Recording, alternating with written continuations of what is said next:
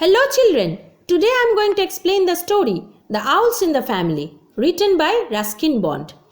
When you watch this video, I request all the students of class 5 to keep your New Mulberry English course book open in front of you at page 17.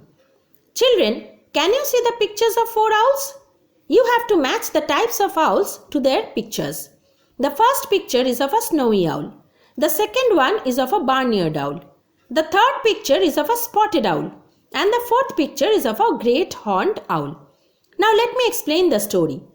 One morning, the narrator and his family found a fully developed spotted owlet on the veranda steps of the narrator's bungalow. The spotted owlet was fed with meat and water, and so it made sounds with its beak out of satisfaction and happiness. The spotted owlet, even when full grown, is only the size of a myna and does not have the scary appearance which other larger owls have. The owl is not strictly a night bird.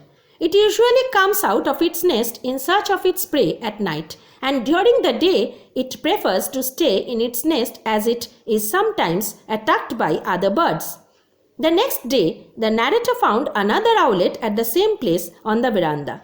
And then they realized that the owlets had fallen out of their nest, which was built near the rainwater pipe on the roof overlooking the veranda.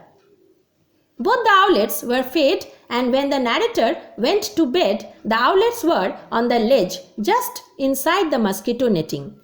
Ledge is the horizontal surface projecting from wall or any other surface. Later in the night, the mother owl came. She made low sounds of satisfaction, and in the morning she left a mouse with its tail tucked through the mosquito net for the owlets.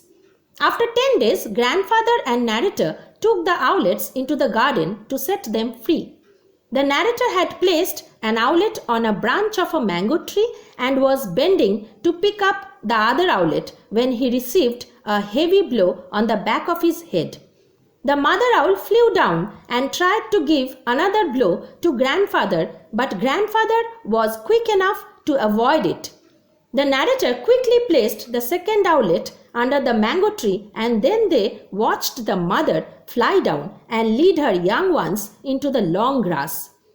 The next morning, the narrator found the 2 owlets standing on the wall, just outside the door. The mother owl was sitting on the bird bath and watching her owlets. Bird bath is a small basin placed in a garden and filled with water for birds to bathe in.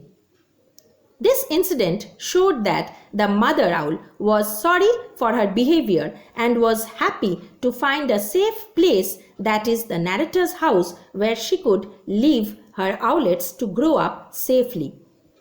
Grandmother was very fond of these owlets, and the owlets also became attached to her. Sometimes these owlets would mistake Aunt Mabel for grandmother and tried to show affection towards her. But Aunt Mabel was very afraid of the owlets and she would run away. Once, when the narrator entered grandmother's room while she was having her afternoon nap, he saw that one of the owlets had crawled up her pillow. Both grandmother and the owlet were snoring. The narrator and his grandfather treated animals and birds with respect, as they loved animals and birds, fed them and protected them. Once the birds had recovered, they released them back to their mother. So children, what lesson did you learn through this story? The lesson is, the love for all living creatures is the most noble attribute of man. Children, I hope you have understood the story. Thank you.